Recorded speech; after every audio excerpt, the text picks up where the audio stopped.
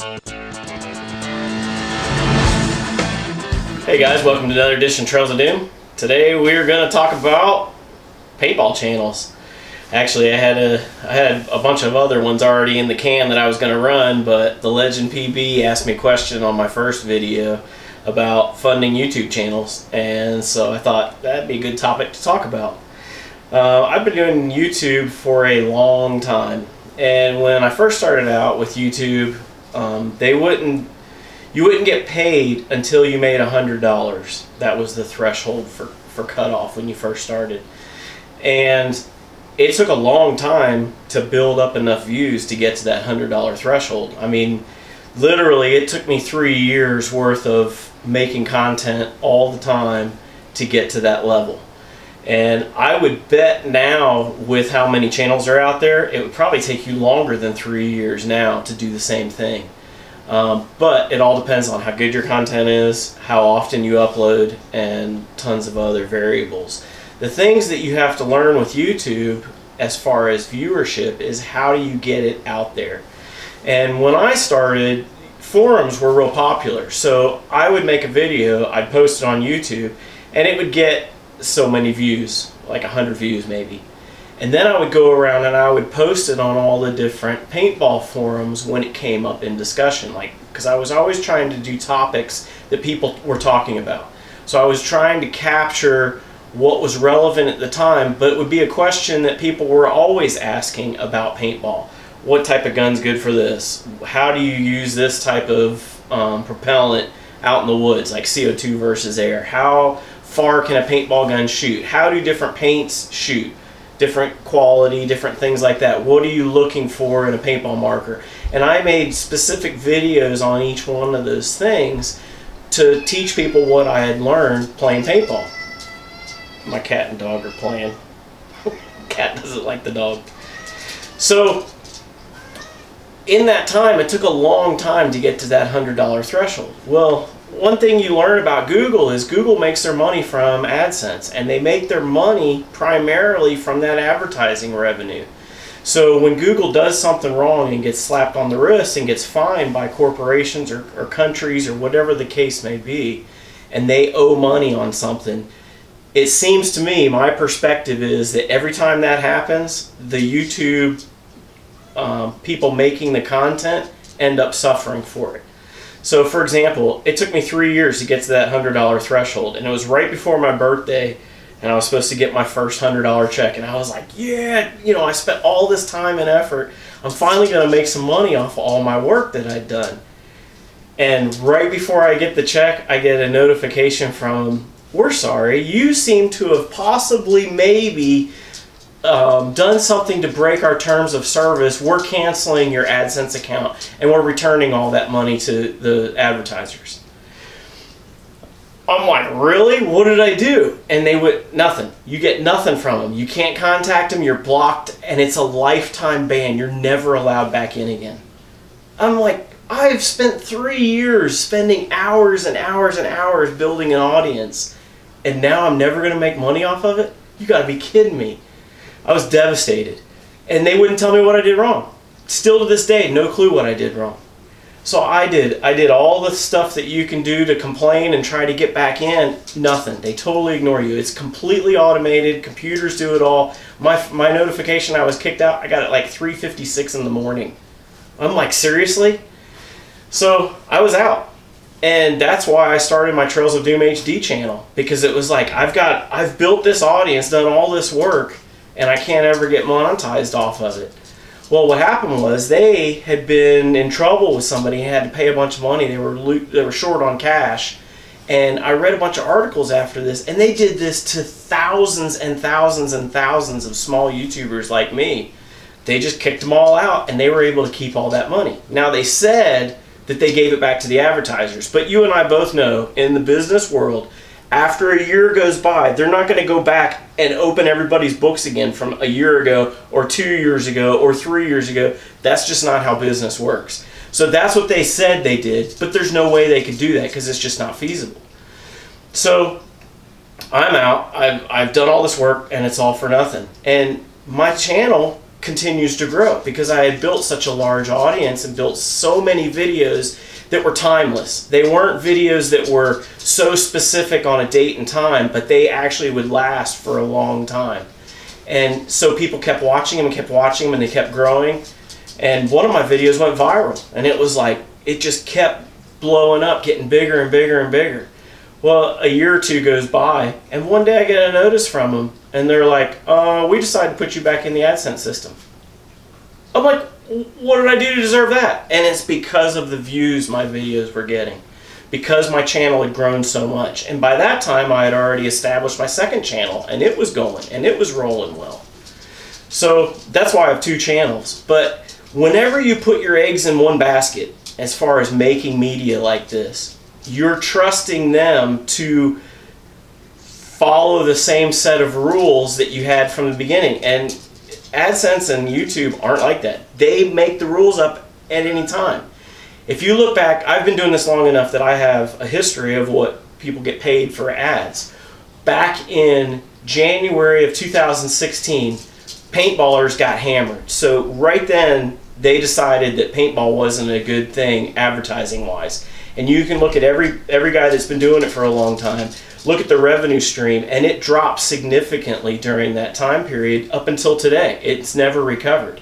So all the guys that you know that make YouTube videos that have tons and tons of views, their money in January 2016 went from here down to here. I mean, the graphs are ridiculous how much it dropped.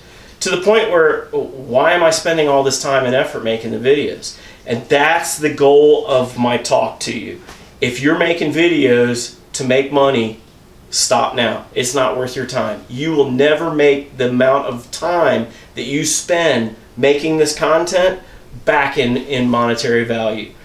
You just have to do it for the love of making the content, because that is all you truly get at the end of the day. Now, ideally, with this new change where now you have to have 4,000 hours per year to be able to be monetized, that will drastically change the landscape. And the more I think about it, the more I think it's probably going to be a good thing for channels that are established and people that are willing to put in the work to get to that 4,000 hours. That's hours, not minutes. It's interesting, if you look on their analytics, everything is based on minutes.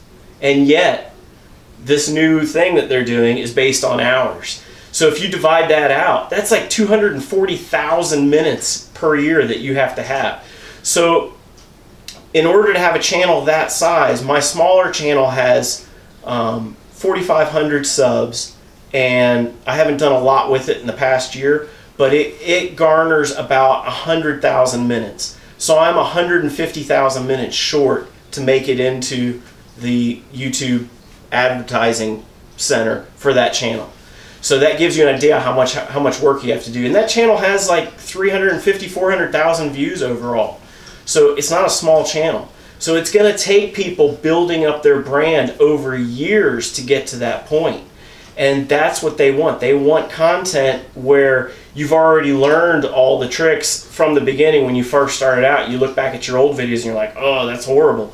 That's what they want. They want to get the good content out there and advertise on that good content. And what I bet will happen because of this, I bet the ad revenue will go back up to probably higher than the 2016 drop. It'll probably go higher than what it was before because there will be so much less. Sorry, somebody came to the door.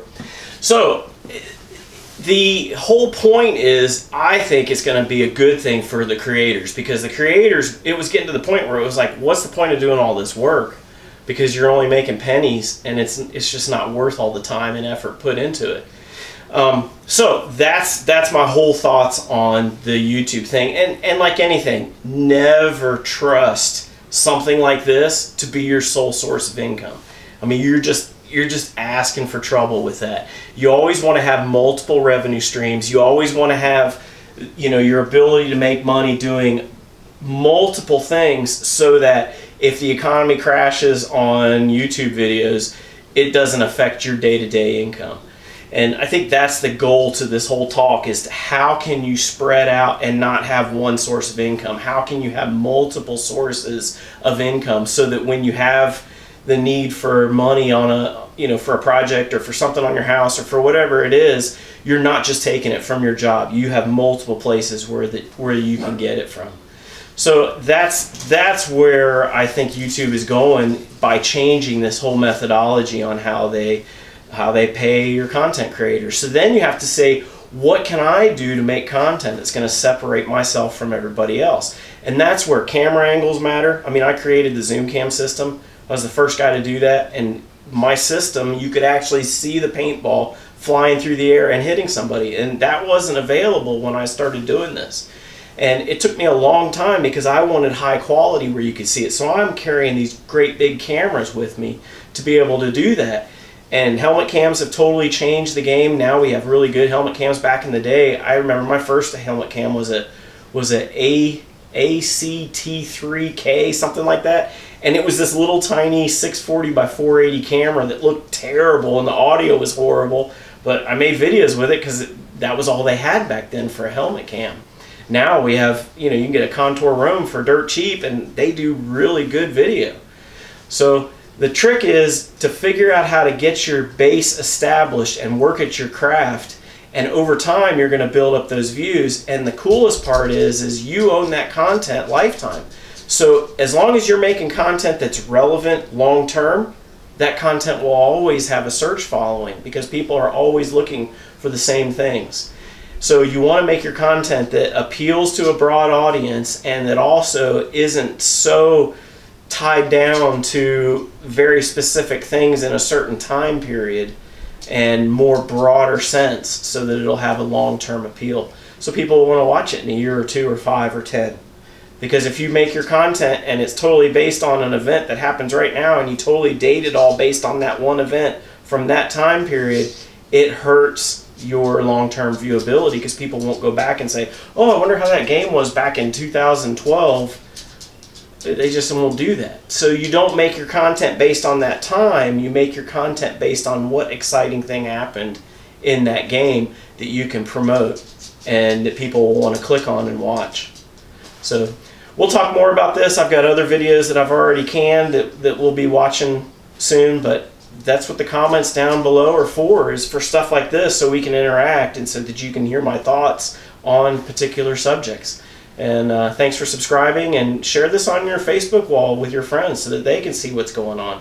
And that's how you get the message out there, and that's how you grow your channel, because it's all about word of mouth and getting it out there in front of the most eyeballs. If you're just putting it on YouTube and you're not promoting it anywhere else, it's not going to grow as fast as it will if you post it around in a bunch of Facebook groups, and more importantly, get your fans to post it around.